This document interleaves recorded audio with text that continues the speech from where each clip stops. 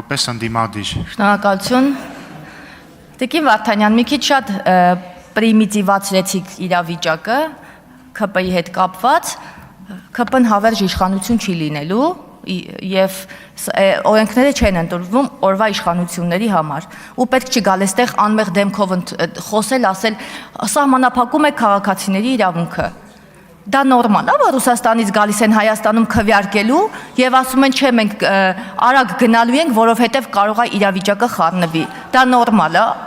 Ու այդպիսի քաղաքացիներ շատ են եղել։ Այդպիսի քաղաքացիներ շատ են եղել, որոնք եկել մի խանգարեք ինձ, որոնք եկել են եւ երբ հարցրել ենք, ասել ենք, դե պատմում են շրջապատում շատ մարդ կա, դե ասում է եղբայրս Ռուսաստանից եկավ, վերջի 20 տարին չէր եկել, դե խնդրեց, որ գնամ իրանց քվեարկեմ, դե ինչ անեմ, ինքն է մեզ պահում։ Դա է ճիշտը։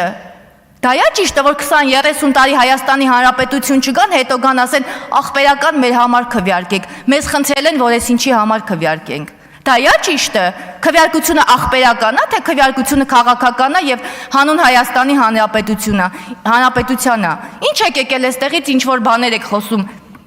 Հայաստանի Հանրապետության քաղաքացիների իրավունքներ եք ճոճում։ Ու դուք ու լուրջ եք ասում։ Հա, այո եք ասում, բայց այդ այոն այստեղ չի ընդունվում։ Որովհետեւ Հայաստանի Հանրապետությունում կենսական շահեր չունեցող քաղաքացիները գալիս են այստեղ, ընտրում են, գնում են։ Ես երեք մեր հանձնաժողովի նիստին ասացի, քաղաքացին մոտեցել է ինձ, ասում է ես մեր տան հասցեն չգիտեմ։ Կհուշեք։ Ասում եմ, բա դու ուր ես, ինչ ես։ Ասում է, դե ես մոռացել եմ վերջի անգամ երբ եմ եկել Ստեփանավան։ Մարդը մոռացել էր երբ է եկել, ընկած իր հասցեն ու իր տեղամասն էր ման գալիս, որոնց էր գնալ հետնել մի հատ տարեց մարդ։ Հիմա այդպիսի օրինակները բազմաթիվ են եւ այդ բազմաթիվ օրինակների ահազանգով են այս նախագիծը պիտի ընդունվի, որովհետեւ սա պաշտպանում է Հայաստանի Հանրապետությունում ապրող քաղաքացիների շահերը ու այդ սոփեստություններն էլ կավարտեք, արդեն չի լսվում։